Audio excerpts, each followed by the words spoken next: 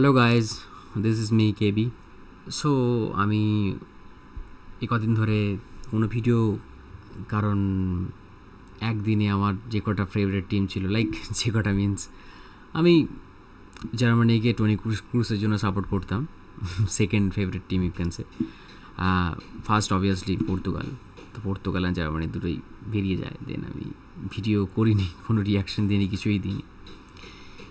তো আজ আমি মেবি এটা CR7 লাস্ট মেবি না, ইউরোটা অবশ্যই লাস্ট, মেবি ইন্টারন্যাশনাল লাস্টও হতে পারে, ডোন্ট নো।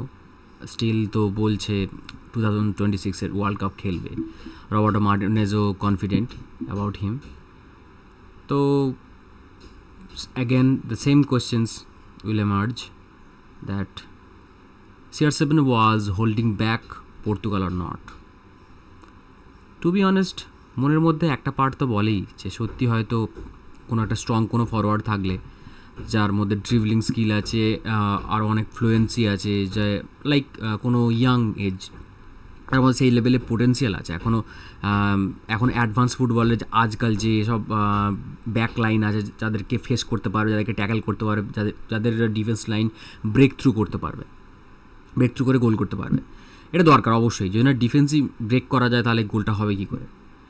তো সেইটার জন্য CR7কে অনেক কিছু ফেস করতে হয়েছে, বাট সেভাবে ব্রেক থ্রু করতে পারেনি।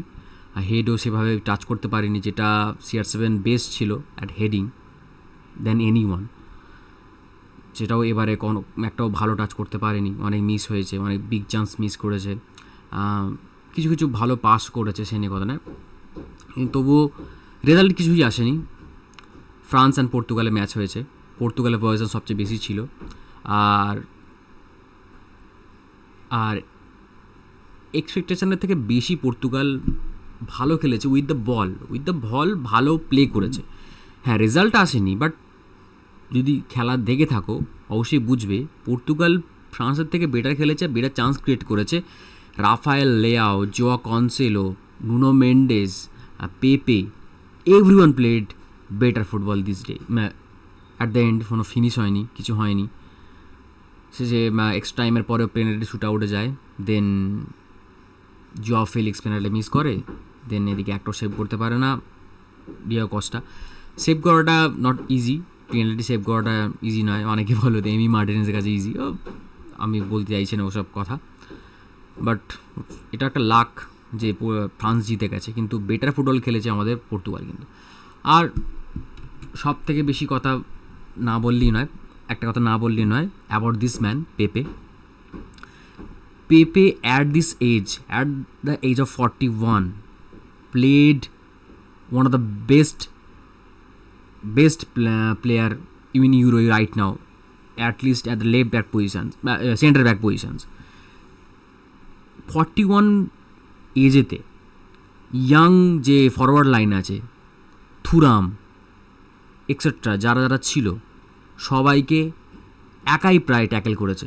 ইভেন বল বেরিয়ে যাওয়ার পরেও সঙ্গে সঙ্গে গিয়ে আবার সেটাকে হ্যান্ডেল করেছে, ম্যানেজ করেছে। এই এজেতে কোনো ত্রুটি ছিল না। যদি টিম অফ দ্য উইক বানানো যায়, পেপেকে ইজিলি পুট করা যাবে টিমের মধ্যে।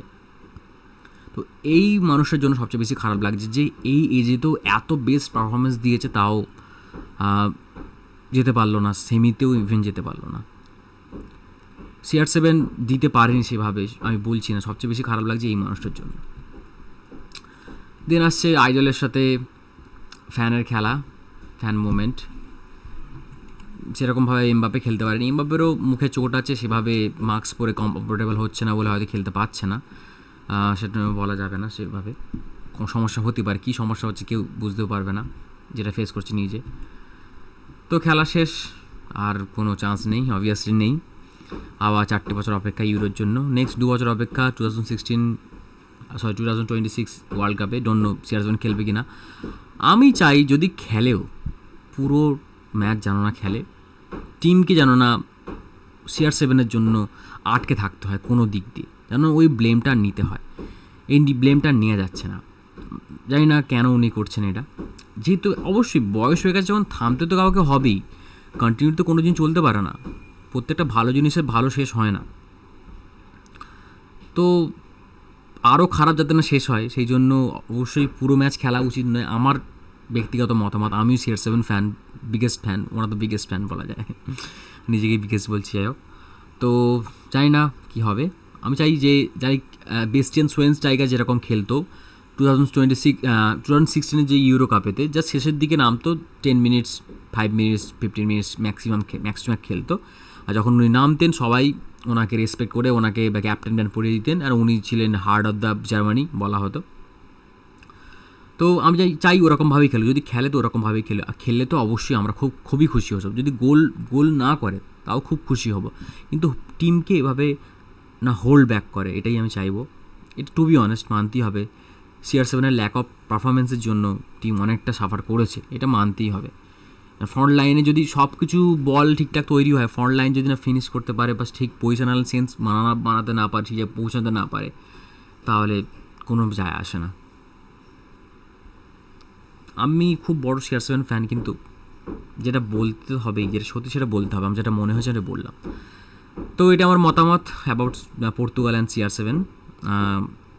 তবে হ্যাঁ, আরেকটা কথা বলতেই হয়, রবার্টো মার্টিনেজ টিম আগে যেটা ছিল না, Portugal was not good with the ball, ছিল না, একদমই ছিল না।